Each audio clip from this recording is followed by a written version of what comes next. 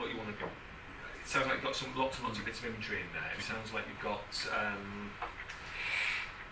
style in there. Certainly, I think this time you're a lot clearer about how using Kubrick, and it's quite interesting to hear not just it's elements of the start and then elements of the process, which is quite interesting. I think across time that's really clear how you do that. I'm still not sure what's actually going to happen in the film. I've got elements of what's going to happen, but do you have a clear vision of what's happening throughout the whole thing, or do you have a kind of a trail to follow yet? Or basically every time I pitch, I do more storyboards and add some more scenes that have been building the kind of the world and the from point to point to point. It seems to be more developing each time I do it. So, because what was interesting, I mean, I think I like. You almost get out clause is create a world and then let the story happen within it. I think that gives you that way out, but there needs to be a point where you've got brightness on the filming. Well, so the main story points are, you have the bunny rabbit. So the bunny rabbit's the main kind of, it's the main Alice in Wonderland theme essentially, except for the actual tea party.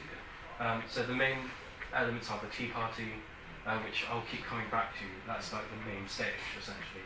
And then you have the bunny rabbit at the beginning and the end. So you see the bunny rabbit come down with you. So one of the ideas I had was to have the bunny rabbit, so you kind of do that kind of, where it starts to the end and then works back to the end. So it goes to the end and then beginning and then works through. So I'll have like the bunny rabbit kind of unconscious or dead, and then you kind of have to kind of guess if she survives at the end or whatever, or if she was even ever real, So that's kind of the storyline. So I'm slowly building this idea. So they kind of they're in this world where they don't realise that it might not be even real, but that's not even the kind of thing that they think about. It's just this world that they're stuck in, but they don't realise they're stuck in it.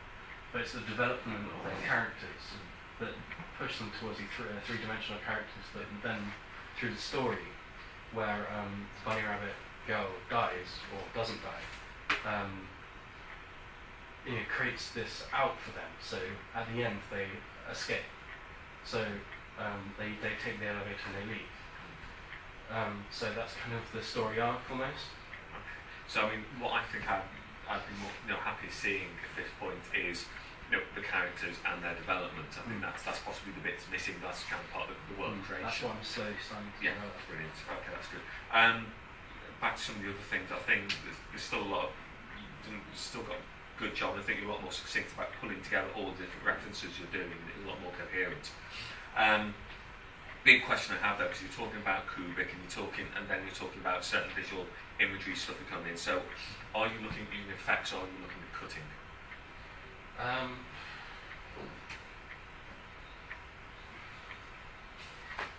mean, with the trend these days, there's a big trend of using practical effects. So whenever I can, I'd like to try and use practical effects. I mean, what was it in 2001? They used a piece of glass with a pen on it, and that's how they make it look like it's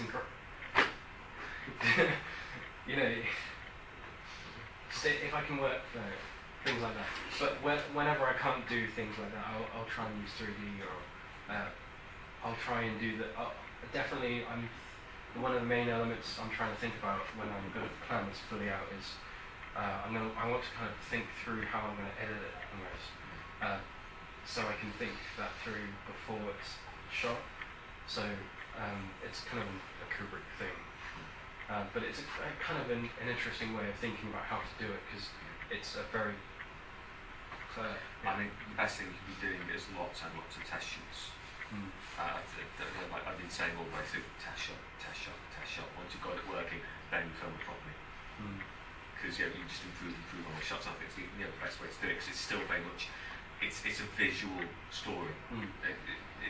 I'd be interesting though because obviously you talk about Kubrick as well. Have you got ideas for music? Either what you want to find film or what you want to kind of capture the style that you're going to edit to and then replace, which is a big Kubrick thing. There's definitely an influence on what I want to use for music-wise, but I haven't found like a musician or something like that yet, which is definitely something I need to do further down the road. I'd be looking at kind of what you want, what songs and what music and what sounds sum up the sign in the same way as you've sourced an awful lot of visual things. I'm seeing the pictures, I'm seeing the adverts, I'm seeing excerpts of Kubrick films. Brilliant. Let's get some sounds of the kind of things you want to try and capture as well, because that will then be, when you find that musician, you say, this is what I'm thinking of, which is a standard. That's definitely what he wants. And obviously there's famous cases like in 2001, he's had his music sourced and he was editing to it, and he liked it so much he ended up negotiating the rights to use it in the film. Yeah. So I mean, obviously we don't have that budget, but it could be potentially useful. But I'm definitely aware that I will have to have like a costume artist and a set artist and a musician or like a composer. Just simply because there is so much that needs to be done towards this, I cannot do that. No, absolutely. Certainly, I'd be talking to, let's see if we have to have a chat to some of the textiles people about getting involved in the costume side, or even just doing a quick trawl out. I mean, you can get in touch with media makeup people. Deb actually gave me a name of somebody that's really good at like doing costume art for films. Brilliant. Yeah. Use them. So just keep sourcing that, because I think as you get those people on board, it'll help you focus on the story. So I mean, like I say, the story ideas jumped so far since last time we talked about it. And that's we've had the script, and I know you were talking to someone who was looking at writing the script. So I don't know, that wasn't mentioned in this one, but it's but it's clear that it has moved on, shall we say? And that, so I mean, so I had to kind of point questions on that. Does anyone else have a question? Just to say, the drama department, when you were doing your film, I don't know if it was a drama department, we had a cupboard full of costumes, a massive cupboard. And the art centre also has a floor of costumes, which they don't like to rent out because they've got no one to handle that. But I reckon we could get access to it nicely enough. I was thinking of the bunny head. I think we probably, there had to be something like that. There will be something, I think. I was telling a friend, and he was like, "Oh, well, you could do this." Because I kind of said I wanted to have a very realistic-looking kind of bunny rabbit head. And my friend was like, "Well, why don't you just like get a real bunny and like edit his head on top of?" Yeah, and I was like, "Well, that would be really difficult, but it could be kind of meta." You could do that stuff like that, but I think at the same time you've got the kind of the sense of magical realism that I think came across much more in that presentation than the last one. It buzzed in my head last time, but it didn't kind of. There's a few things that broke it. This time I'm feeling that magical realism in there, and to use the real bunny head doesn't kind of matter. You almost need the Donnie Darko stroke Mighty Boosh approach to keep it that kind of that light, because you've got them existing in a fantasy world of their own creation. You want that bit to be almost too light and too friendly and too childlike. That's what I'm trying to push. That's why I have the three primary colours and the washed out kind of bleached colour. So everything just doesn't quite sit right with you. Yeah. So it's not. Because I think putting the real head on, because there's that advert where the cats and dogs are having a party, and that's freaky enough. Thank you very much. It's kind of let's look at other ways of doing that. And I think looking as much as possible at those, playing it safe almost, because that's the thing with principal photography. You are playing it safe. You look, that looks right. Let's capture it with the camera. We know we've got it. Whereas the CGI can be a risk because it could work really well, but it could just not quite work in the wrong way for what you want. Yeah. I think you can control it a lot more, and I think it'll help you, especially since you're using that Kubrick approach. Go for principal photography where possible. I think use that as a caveat to go on. Okay, some bits of the lift and things like that will have to kind of have some kind of CGI, some kind of post-production on it, but ultimately that can always blend into like the cutting, so it's kind of all about, if I can look about what I need, before I shot, then I know what I need. I mean, there's even ways. I mean, you can be using cutting and close-up stuff like that, and not have to see the lift coming down, and still make it clear that the lift has just landed in the middle of the forest. It's not it's not impossible. And Kubrick was a bit of a master at doing that, just the juxtaposition. It's that whole kind of, I've forgotten the Russian guy's name, so help me out.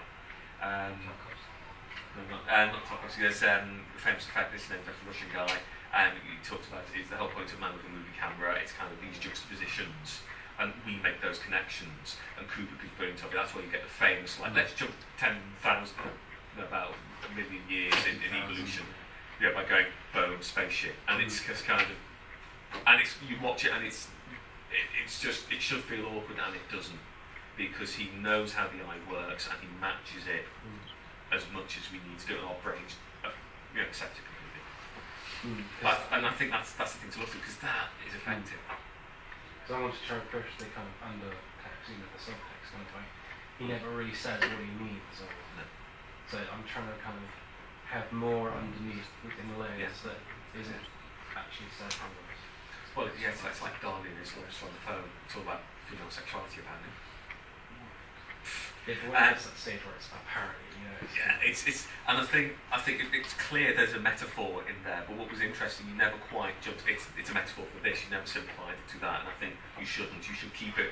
Oh, this is a metaphor, and there should be a collection of metaphors all clashing to a certain extent, because that is much more interesting and certainly much more visually appealing. Because then people watch it third or fourth time and go, oh, actually, I wonder if that means that. And also, to a certain extent of it's what your brain is doing. And then you're putting it out visually and staying true to what you're visualising, and other people can read it whatever way they want. Okay, bit part there. But it's kind of, it almost then doesn't matter. People, you leave it almost open enough because you put so much in. And if you want to know people sports, this watch 2001. Who knows what the hell's going on in that? It's just beautiful to watch. Which had been in the cinemas for almost a month, and the MGM were going to put it, and then all the cinema owners were like, no, don't. There's loads of people coming to watch it, and it started building and building. Absolutely, because all the college kids started dropping acid and watching it. Yeah. And I hope now it's a classic film. People not on acid. But yeah, I mean, that's the thing. Any other questions before we